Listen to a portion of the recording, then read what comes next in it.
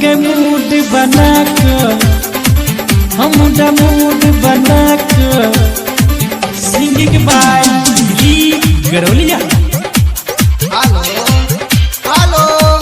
अगे लली आवाज नहीं जाय छ अगे कहलियो बड़ी देर से हम तोहर इंतजार कर छ आना जल्दी हमरा तो डर होइया जे कियो देख जाए त सही मारबो नहीं करे। अखन अहाँ सब सुन रहल छी सम्मा रिकॉर्डिंग स्टूडियो के शानदार प्रस्तुति। यही लगन में छोड़ी इंतजार करो गाछी गाछी में छोड़ी यही गाछी में छोड़ी इंतजार करो यही लगन में छोड़ी हम ब्याह करबो।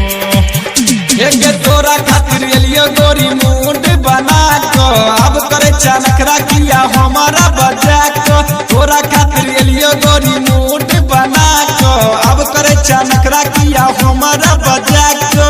जल्दी सवाना तोरा प्यार करबो यही गाछी में गे छौरी इंतजार करबो यही लगन में तोरे संग ब्याह करबो यही गाछी में गे छौरी इंतजार करबो। एक तोरा खातिर एलो हम मूड बना को अब करे चनखरा किया हमारा बजा को जल्दी सवाना तोरा प्यार करबो यही गाछी में गे छौरी इंतजार करबो यही लगन में तोरे संग ब्याह करबो लगन में तोरे संग ब्याह करबो यही लगन में तोरे संग ब्याह करबो यही गाछी में गे छौरी इंतजार करबो यही गाछी में गे छौरी इंतजार करबो यही लगन में तोरे संग ब्याह करबो यही गाछी में गे छौरी इंतजार करबो।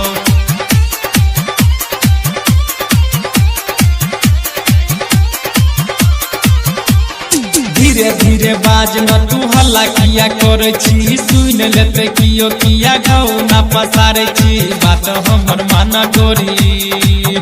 एक बात हमर माना गोरी दिल से लगा को अपन दीवाना को मिलैला बजा को जल्दी सवाना तोरा प्यार करबो यही गाछी में गे छौरी इंतजार करबो यही लगन में तोरे संग ब्याह करबो यही गाछी में गे छौरी इंतजार करबो यही लगन में तोरे संग ब्याह करबो लगन में तोरे संग ब्याह करबो गाछी गाछी में गे छौरी इंतजार करबो लगन में तोरे संग ब्याह करबो यही गाछी में गे छौरी इंतजार करबो यही गाछी में गे छौरी इंतजार करबो लगन में तोरे संग ब्याह करबो गाछी गाछी में गे छौरी इंतजार करबो लगन में तोरे संग प्यार करबो लगन में गे ओइ बेर लगन में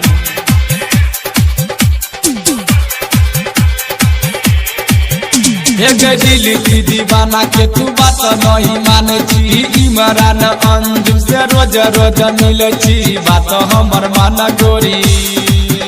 एक बात हमर माना गोरी दिल से लगा को अपन दीवाना का रोज रोज बजा को